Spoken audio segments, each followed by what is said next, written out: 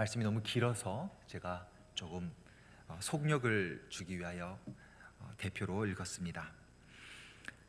주일 우리는 쉼을 누리는 안식이라고 고백하지만 역설적이게도 교회에서 쉼을 누리지 못할 때가 종종 있습니다. 대표적으로 부서의 일들을 맡으신 분들, 성가대, 차량 봉사하시는 분들, 또 식사에서 봉사하시는 분들, 또 이름 없이 빚도 없이 곳곳에서 묵묵히 섬기시는 분들은 주일이 평일 못지않게 바쁘고 또 분주하실 것입니다.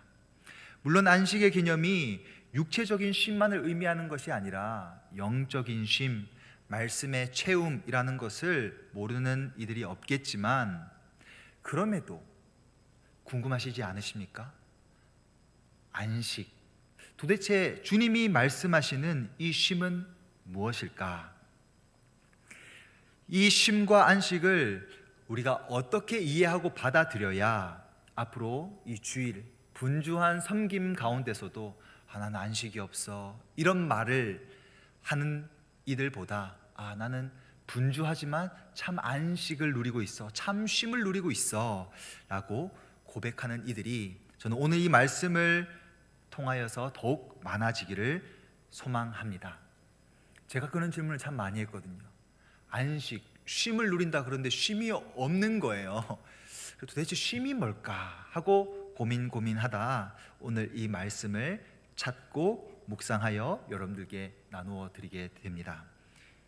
개봉박두. 오늘 말씀을 읽으면 참 의아한 생각이 납니다. 왜냐하면 주님께서 수고하고 무거운 짐진 자들아 다 내게로 와라 라고 말씀하신 이후에 내가 너희의 짐을 다 없애주겠다, 혹은 내가 너희들의 짐을 다 매주겠다 라고 하시지 아니하시고 오히려 주님의 멍에를 메어주십니다. 그리고 이것을 곧 마음의 쉼이라고 이야기하십니다. 멍에 아시잖아요, 그죠? 멍에가 무거울 텐데 그거를 메고 이제 쉬고 있으니까 좋지. 제가 예수님 앞이었으면 예수님 이건 좀 아닌 것 같습니다 라고 말했을 것 같아요. 그래서 오늘 말씀을 다시 한번 오늘의 말씀을 다시 한번 곰곰하게 곱씹어 가다 보면 오늘 결론부에서 이야기하는 수고하고 무거운 짐진 자들아 다 내게로 오라, 내가 너희를 쉬게 하리라 라는 주님의 말씀을 다시 한번 마음속에 새기고 돌아갈 수 있으리라 생각합니다. 우리 다시 한번 오늘 28절부터 30절까지의 말씀, 이 결론부에 해당하는 이 말씀을 우리 큰 목소리로 함께 읽어보도록 하겠습니다. 시작. 수고하고 무거운 짐진 자들아 다 내게로 오라, 내가 너희를 쉬게 하리라. 나는 마음이 온유하고 겸손하니 나의 멍에를 메고 내게 배우라. 그리하면 너희 마음이 쉼을 얻으리니 이는 내 멍에는 쉽고 내 짐은 가벼움이라 하시니라. 아멘. 이 어색한 만남, 멍에와 쉼을 설명하기 위해서 먼저 성경에서의 쉼이 어디에서 가장 먼저 등장했고 성경이 본래 말하고자 하는 쉼이 어떤 의미일지를 한번 생각해 보았으면 좋겠습니다. 쉼, 안식, 가장 먼저 등장한 곳은 아마 다 아시겠지만 창세기의 창조사역입니다. 그 창조사역이 다 끝나신 이후에 하나님께서 제7일 쉬셨다, 안식하셨다 이렇게 되어 있죠. 창조사역을 마치신 이후에 하나님께서 우리가 생각하듯 다 끝났어, 이제 그냥 자자, 쉬자 는 의미로 사용하시지 않으셨고, 혹 우리가 지금 매주일 돌아가는 사이클처럼 잘 쉬고 다시 일하자, 이제 제8일째 일하자 하기 위하여 쉬심도 아니십니다. 창세기 2장 1절에서 2절까지 그 말씀에 완성하다라는 말씀이 2번이나 반복되어 있는데요, 이것은 창조가 완성되었다, 창조의 사역이 마쳤다라는 것을 의미합니다. 그러니 하나님께서 창조 사역을 완성하였기에 쉬셨다. 즉 그 쉼에는 완성, 그리고 더 나아가 흑암과 혼돈과 공허함의 세계에 질서를 다 부여하시는 것을 끝내셨다라는 의미가 이 쉼 안에 녹아 들어가 있습니다. 그 말은 하나님의 질서가 흑암과 혼돈과 공허함으로 가득 차여 있었던 세상 가운데 하나님의 질서가 부여되었고, 하나님의 통치가 임하여 되었고, 하나님의 인도하심이 이 혼돈한 세상 가운데 부여되었다, 완성되었다라는 의미가 이 쉼 안에 들어가 있습니다. 그래서 이 성경적 쉼을 또 가장 잘 드러내주는 성경책이 한 권 있는데, 창세기 뒤에 이어지는 출애굽기입니다. 하나님께서 이집트의 수많은 혼돈과 무질서, 왜곡된 그 질서로부터 이스라엘 백성들을 구속하셨습니다.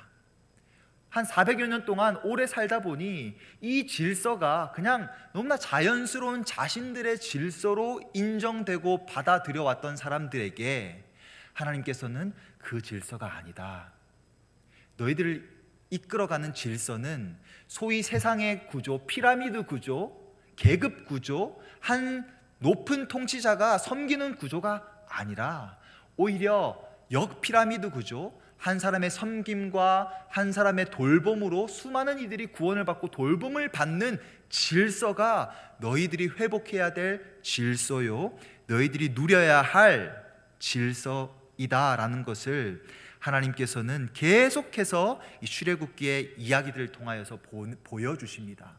그래서 당시 시대를 호령하고 있던 이집트, 애굽의 열 신들을 하나하나 무너뜨리면서 그 질서가 잘못되었다라는 것을 보여주시고, 십계명과 언약식과 성막의 이야기들을 통하여서 계속 이런 세상의 무질서와 왜곡의 질서가 아니라 하나님의 창조의 질서, 회복되어야 될 하나님의 나라의 질서로 너희들이 살아가야 한다, 통치를 받아야 한다라는 것을 하나님이 계속 출애굽기의 이야기를 통하여서 보여주십니다.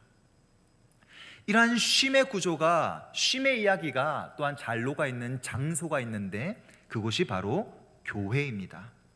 사실 이스라엘뿐만 아니라 이 세상 현재를 살아가고 있는 하나님의 사람을 포함한 모든 사람들은 이집트의 질서와 다름없는 세상의 질서에 영향을 받으며 살아갑니다. 혼란스럽고 공허하고 혼돈한 이러한 질서 속에서 하나님의 교회는 십자가와 부활로 그 무질서에서 회복이 되었지만 여전히 그 임의와 아직 가운데서 무질서에서 질서로의 삶을 추구하며 애쓰며 노력하며 살아가는 이들이 교회에 고백하며 모여 있습니다. 우리도 하나님의 질서 속에서 살아가겠습니다 라고 고백하는 거죠. 사도신경의 고백이 우리의 고백 아니겠습니까?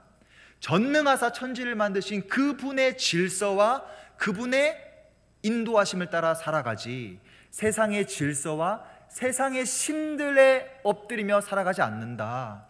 세상의 만몬신, 세상의 명예와 욕망과 그런 질서에 따라서 우리는 살아가지 않겠다라고 고백하며 다짐하는 이들이 모인 곳, 그것이 바로 교회이지요. 그래서 우리는 이렇게 고백합니다. 나의 생각과 뜻이 아닌 주님의 질서와 뜻과 나라에 속하여 살아가기를 원합니다. 하나님의 질서와 뜻과 나라가 우리를 통하여 이 땅 가운데 이루어지이다 라고 말이죠. 우리는 이렇게 또 고백하며 기도합니다. 하나님, 우리의 부족한 인생을 통하여서 하나님의 질서가, 하나님 나라의 질서가 우리를 통하여서 이 땅 가운데 더 선명해지기를 원하고, 이 왜곡된 질서가 하나님의 질서를, 하나님의 통치를 받으며 살아가는 우리를 통하여서 회복되게 하옵소서. 우리의 은사와 달란트들을 통하여서 하나님 나라의 질서를 세워가는 데 사용하여 주옵소서, 이렇게 기도하며 고백합니다. 이런 이들이 모인 곳이 바로 교회이지요. 그래서 성경 안에 지속적으로 등장하는 이런 쉼에 담겨있는 의미는 우리가 가진 모든 부담스럽고 힘든 짐을 해결하기 위한 쉼도 있지만, 그 쉼을 의미하는 것이 아니라 진정한 의미에서 하나님이 원하시는 쉼은 하나님이 원하시고 뜻하시고 계획하시는 질서가 하나님과 함께 이루어가고 완성해 가는 창조적인 의미에서의 초대입니다. 그러니까 나와 함께 쉼을 누리자 한다는 것은 나와 함께 하나님 나라의 질서를, 하나님 나라의 통치를, 의와 뜻을 함께 만들어 가자라는 거룩한 요청입니다. 그래서 우리가 주일에 주님이 부활하신 날 다 함께 모여서 이 안식일 가운데 이것을 계속 되새기는 거죠. 주님의 나라와 뜻이 우리를 통해 이루어지이다.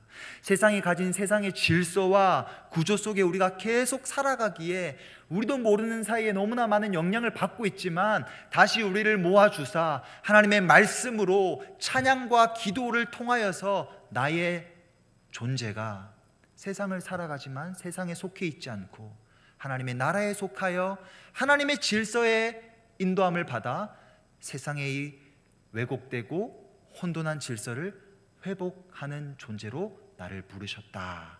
그 초청이 담겨있는 예배, 그 초청이 담겨있는 안식, 주일, 이 얼마나 엄중한 초대요, 감격스러운 날입니까? 하지만 안타깝게도 지금 이 시대도, 그리고 예수님 당시의 시대도 이런 하나님이 뜻하시고 원하셨던 창조의 질서, 그 질서의 회복을 염원하셨던 주님의 뜻이 생각처럼 그리 잘 이 땅 가운데서 이루어지지 않은 듯 보입니다. 대표적으로 예수님 시대의 바리새인들과 서기관들을 한번 생각해 보십시오. 그들은 안식일의 쉼의 의미를, 참된 의미를 창조 질서에 맞추기보다는 자신들의 의로움과 자신들이 높아지는 곳에 사용하였습니다. 다양한 율법적인 짐들을 부여하며 안식일을 통하여서 말씀을 읽고 설명을 통하여 하나님의 질서를 회복하기보다는 자신이 더 높아지고 그 높아짐으로 정죄하고 판단하고 교만스럽게 비교하며 하나님이 원하시는 질서에 반하는 혼돈과 무질서함을 만들어내었습니다. 주님께서는 이런 상황을 계속 회복하기 위하여 말씀 사역을 하시고 희년을 선포하시고 기적을 베푸시면서 그게 아니다, 그게 세상이 원하는 질서지 하나님이 원하는 질서가 아니다라는 것을 계속 보여주셨습니다. 그러나 이 땅은 그 하나님의 위대한 소식에 반응하지 않고 고집스럽게 끝끝내 돌아서지 않고 주님을 외면하였습니다. 이를 잘 드러내는 이야기가 바로 오늘 문맥 속에 등장하는 대표적인 몇몇 도시인 가버나움과 베세다와 같은 도시들을 예로 들 수 있습니다. 가버나움은 어떤 곳입니까? 주님께서 정기적으로 회당으로 가셔서 하나님의 말씀을 선포하셨던 곳입니다. 그곳에서 귀신 들린 이도 고치셨고 4명의 친구가 한 친구를 데려와 지붕을 뜯고 믿음으로 고백하여 자신의 중풍병자였던 친구를 고쳤던 곳이기도 하며, 로마의 백부장의 하인도, 왕의 신하의 아들도, 야이로의 딸도 고쳤던 곳이 바로 가버나움입니다. 그렇게 많은 말씀 사역과 기적 사역으로 하나님의 질서를 알려주셨지만 가버나움은 이를 이해하지도 받아들이지도 못하고 오히려 저주를 받게 됩니다. 오늘 23절을 보시면 주님께서 이렇게 말씀하십니다. 가버나움아, 내가 하늘에까지 높아지겠느냐? 음부에까지 낮아지리라. 내게 행한 모든 권능을 소돔에서 행하였더라면 그 성이 오늘날까지 있었으리라. 주님께서는 가버나움에 수많은 권능으로 질서를 부여하려고 하셨지만 그게 부여되지 않았던 이유를 교만이라고 이야기합니다. 어디까지 높아지겠느냐? 교만이 무엇입니까? 내가 가진 어떠한 기준이, 내가 가진 어떠한 질서가 하나님보다 높아지는 게 교만이죠. 하나님이 이렇게 말씀하시는데, 하나님, 제가 좀 인생을 좀 살아봤는데요, 하나님 몇 년 사셨는지 모르겠지만 제가 인생을 좀 살아봤는데 그건 좀 아닌 것 같습니다. 네, 패스. 이런 게 교만이죠.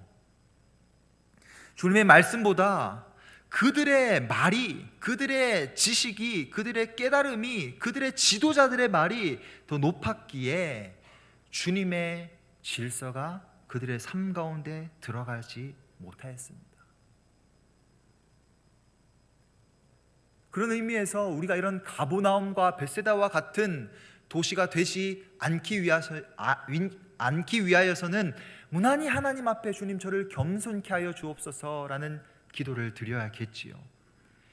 사실 교만함보다 더 큰 문제가 있었으니 그것은 주님의 마음을 알지 못하는 것이었습니다. 오늘 제가 읽었던 15절부터 19절까지를 제가 다시 읽어 드리겠습니다. 귀 있는 자는 들을지어다. 이 세대를 무엇으로 비유할까? 비유하건대 아이들이 장터에 앉아 동물을 불러 이르되 우리가 너희를 향하여 피리를 불어도 너희가 춤추지 않고 우리가 슬피 울어도 너희가 가슴을 치지 아니하였담과 같으니, 요한이 와서 먹지도 않고 마시지도 않은 그런 금식을 할 때 그들이 말하기를 귀신이 들렸다 하고, 인자는 와서 먹고 마심에 말하기를 보라, 먹기를 탐하고 포도주를 즐기는 사람이요 세리와 죄인의 친구로다 하니 지혜는 그 행한 일로 인하여 옳다함을 얻느니라. 이 네 사건의 요지는 무엇입니까? 하나님은 기뻐서 즐거워하고 싶은데, 한 영혼이 돌아오는 것을 너무 감격스러워하고 싶은데 세리가 왔다고 무시하는 거예요. 하나님 지금 주님은 너무너무 슬퍼하고 싶은데 그 자리에 동참하지 않는 거예요. 요한은 지금 금식할 때라고 해서 먹지 않는 사역을 감당하고 있더니 사람들이 귀신이 들렸다고, 주님께서 한 영혼 한 영혼을 찾아다니시면서 주님의 질서를 하나님의 질서로 하나님의 나라를 통치하고 회복하는 이 어린 양과 사자가 뛰어놀 수 있는 그런 나라를, 질서를 만들어 가려고 했더니 먹기를 탐하고 포도주를 즐기는 사람이라고 외면해버립니다. 주님의 마음을 모르는 거예요. 그들 의식 속에서 다양한 생각들이 오르락 내리락 왔다 갔다 하면서 하나님의 마음을, 주님의 마음을 거부한 것입니다. 그 마음을 받아들이지 못하여서요. 그래서 허락된 것이 멍에입니다. 그래서 주님께서는 주님이 웃어야 할 때 웃지 못하는 사람들, 울어야 할 때 울지 못하는 사람들, 금식하며 가슴을 쳐야 할 때 그러지 못하는 사람들, 세리와 함께, 창녀와 함께 밥을 먹어야 한 그 순간 손가락질하며 더럽다 하며 외면하는 그런 이들이 주님의 마음을 따라 하나님의 질서를 회복하기 위하여서 주님이 택하시고 주님이 하사하신 선물이 바로 멍에입니다. 멍에가 무엇입니까? 잘 아시죠, 그죠? 멍에는 두 마리의 소를 하나의 힘으로 모아 이끌고 가기 위한 도구입니다. 한 팀이 되도록 하는 것이죠. 그 말은 예수님의 멍에를 준다라는 것은 그 멍에를 내 옆에서 누가 메고 있다라는 뜻입니까? 주님이 함께 메고 계신다는 것이죠. 그러니까 주님이 같이 멍에를 메면서 일단 먼저 주님과 발걸음 호흡을 맞추어 가겠죠.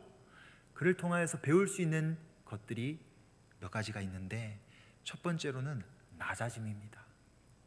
계속 교만해져서 하나님의 질서를 받아들이지 못하는 가버나움과 같이 되지 않기 위하여, 그런 성도가 되지 않기 위하여, 그런 교회가 되지 않기 위하여 주님이 허락하신 그 선물 멍에는 우리로 하여금 낮아지게 합니다.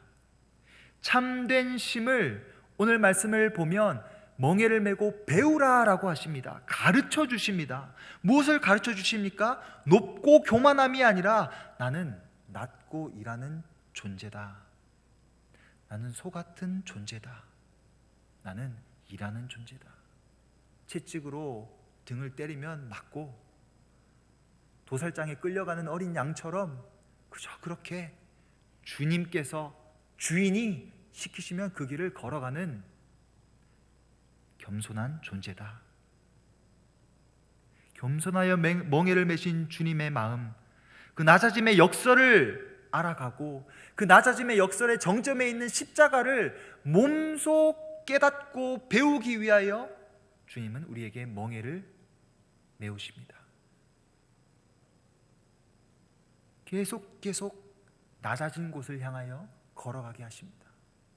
제가 거제도에서 사역을 잠시 하였었는데, 그때 가장 제가 하고 싶지 않았던 사역 중에 하나는 화장실 청소였습니다. 화장실에 수압이 약해서 종종 여기까지 하겠습니다. 그 치우는 게 만만치 않았어요. 아무리 뻥뻥 뚫어 뻥뻥 해도 안 내려가는 그 고통스러운 상황에서 많은 것을 배웠습니다. 이걸 왜 제가 해야 됩니까가 아니라, 주님, 이걸 제가 해야 되는군요.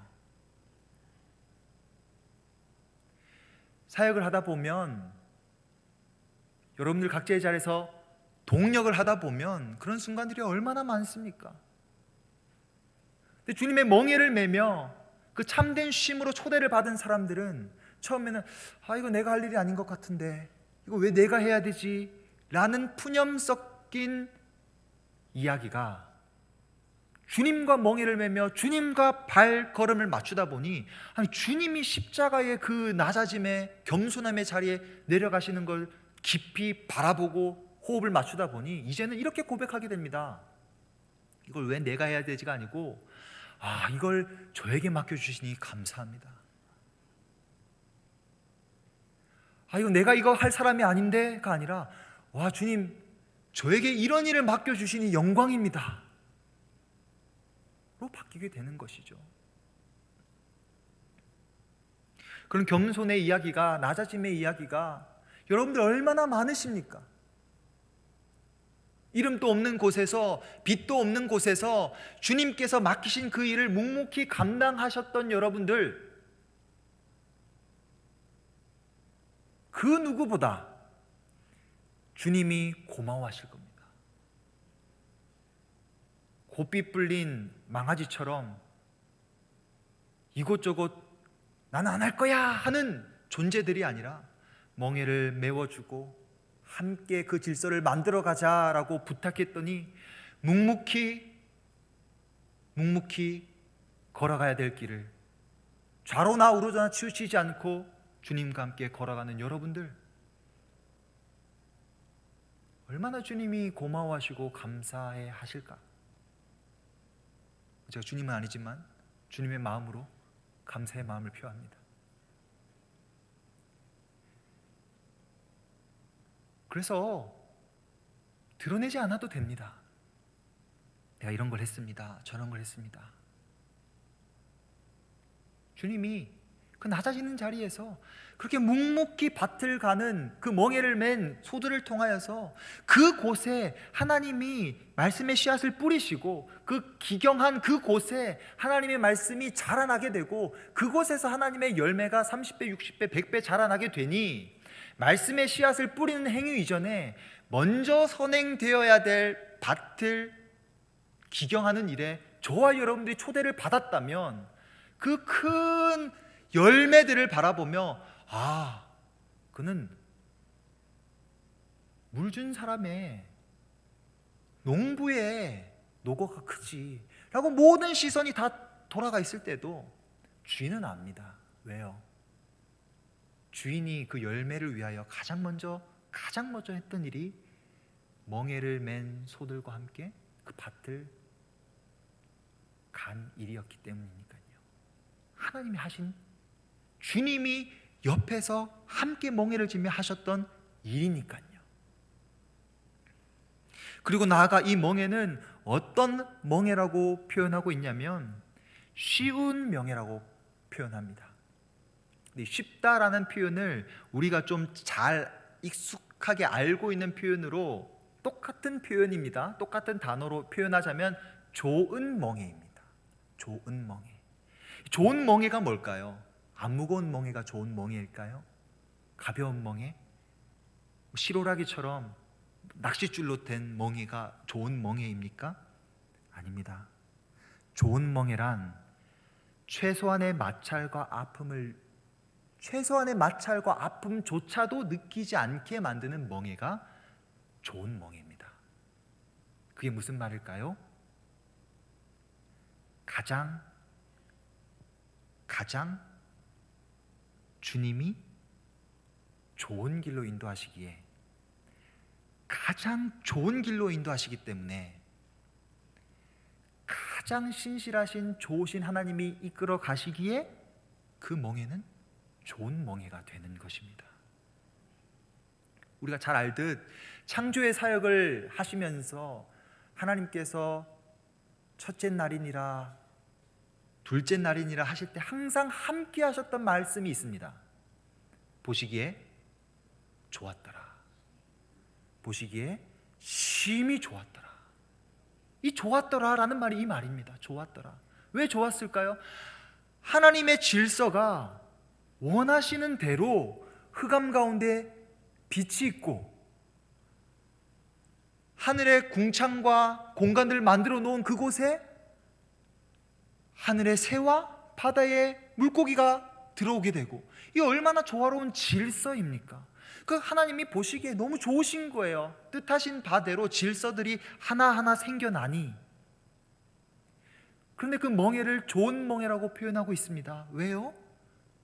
바로 저와 여러분들이 함께 주님과 메고 가는 그 멍에가 심히 좋았더라. 하나님의 창조의 질서를 회복하는 일에, 참된 하나님의 나라를 회복하는 일에 저와 여러분들의 멍에가 사용되어지고, 저와 여러분들의 아픔과 저와 여러분들의 슬픔과 저와 여러분들의 모든 인생의 순간들을 주님 가장 잘 아시고 가장 적실한 곳으로 사용하시기에 매 순간 매 순간이 좋은 멍에, 주님과 함께하는 멍에인 것이죠.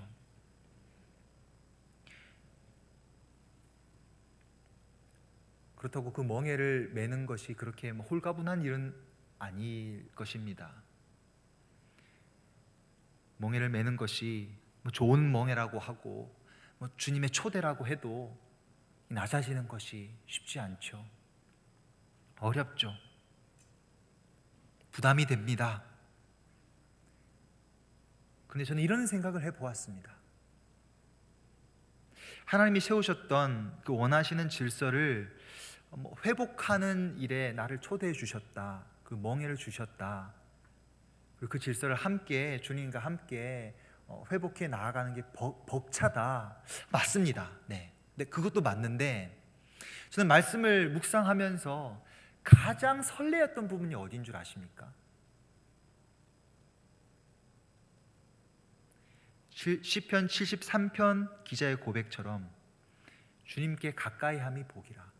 가장 주님과 가까이 할 수 있는 곳이 주님의 멍에를 매는 곳이 아닐까라는 생각이 뇌리를 스쳐 지나갈 때, 낮아진 곳이, 섬기는 곳이 가장 주님의 마음을 깊이 알 수 있고 가장 주님과 근접한 곳에서 주님의 멍에를 메고 주님의 사역을 하는 자리이구나. 역설적으로 주님과 가까이 하고 있는지를 물어보게 되면 내가 멍에를 메고 있는지 메고 있지 않는지를 알게 되는 것이죠. 주님과 정말 가까이 계시는 분들은 이상하게도 내가 섬겨야 될 곳이 보이죠. 이상하게도 내가 낮아져야 될 곳이 보입니다. 이상하게도 내가 중간에서 다리 역할을 하면서 욕먹는 그곳으로 내가 왠지 가야 될 것 같고, 이상하게 이거 조율하는 일에 내가 좀 욕 먹을 것 같지만 또 그 자리에 가야 될 것 같고, 그 이름 없고 빛도 없는 곳에 내가 그곳에 계속 나를 부르시네 라는 생각이 든다면 정말 주님이 여러분들과 가까이 계시는 것일 수 있습니다. 그분의 초청에 응하여 그 멍에를 메는 참된 쉼의 자리, 그 사명의 자리, 그 소명의 자리, 그렇게 주님과 함께 가까이서 걸어가다 보면 이제는 알게 됩니다. 마치 그 올림픽 싱크로나이즈 선수처럼 주님과 완전 똑같은 마음으로, 완전 동일한 기대감으로 주님의 질서를 회복하고자 하는 자신을 발견하게 될 것입니다. 주님의 손에 붙들려 주님의 신실하고 진실한 종들이 다 되어서 주님의 나라를 아름답게 거룩하게 세워가며 무너진 세상을 회복해 가는 존재가 되는 일에 나를 불러주셨음에, 많고 많은 사람 중에 나를 불러주셨음에 감격하여 엎드리게 되는 날이 찾아오실 것이고, 이미 찾아오신 분들 이 자리에 계신다고 믿습니다. 말씀을 정돈하겠습니다.